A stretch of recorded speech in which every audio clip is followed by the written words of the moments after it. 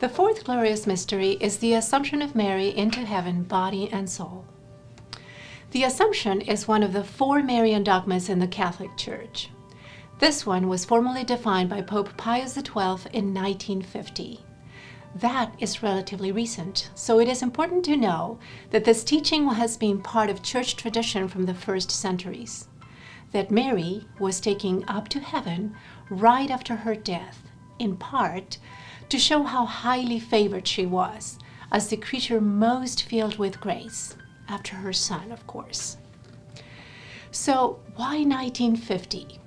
Notice this was right after World War II, where great atrocities were committed against the human person, the human body. So the church came out after that and said loud and clear, no, that is not our end.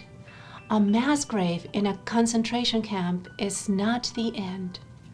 Our end as human beings is to enjoy the glory of heaven, and that is going to be a bodily experience. Of course, we will need purified bodies that withstand the glory of God, but they will be our bodies. I will recognize my loved ones, and they will recognize me. So, as I was meditating on this, my mind wandered. You know how some people ask, how old will we be in heaven?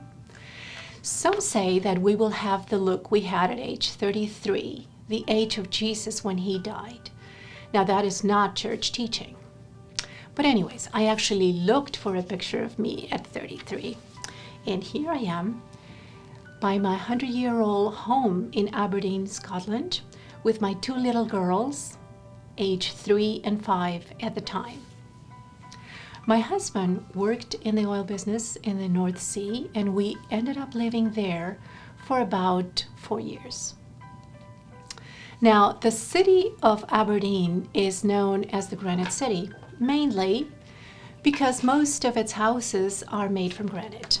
That makes it a very gray city, with very gray weather most of the year as well. So, for a person coming from the tropical lands of South America, that could have been a bit sad. But it wasn't. In fact, of all the places that I've lived in my life, Aberdeen was my favorite. And obviously, it didn't really have to do with the weather or the grayness of it all. I think it had to do with that time in my life. At 33, things look good. The possibilities at that time seem endless. There is this sense of adventure, of awe and wonder for life, of I can do anything, of freedom, of joy, you know, the feeling. Well, I think heaven is that times quadrillions and quadrillions.